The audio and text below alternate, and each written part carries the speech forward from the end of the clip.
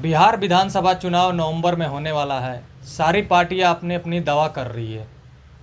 JDU के अलग दावा है और प्रशांत किशोर के पार्टी का अलग ही दावा है और आरजेडी का अलग ही दावा है। इसमें आज एक भारी ऐलान कर दिए हैं जो कि लालू यादव के बड़े बेटे तेज प्रताप यादव। फिलहाल में आपको पता है कि कुछ फ़ोटो वीडियो उनका वायरल हुआ था जो कि प्यार प्रसंग का मामला था तेज प्रताप यादव का। उसमें लालू यादव ने तेज प्रताप यादव को 6 साल के लिए पार्टी से निलंबित कर दिया था।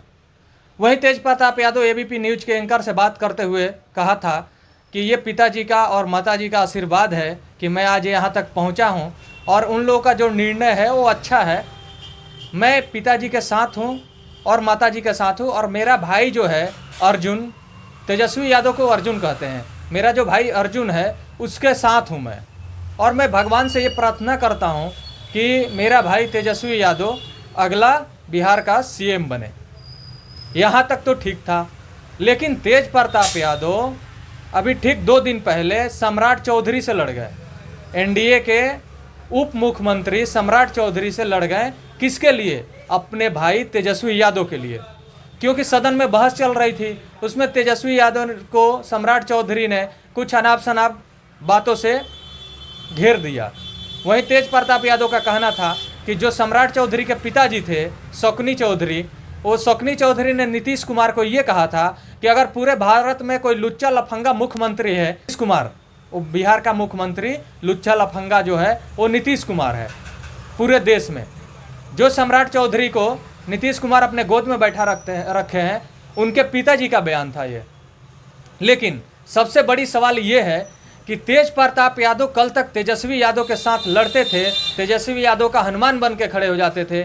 आज तेज प्रताप यादव का एक बयान आया हुआ है।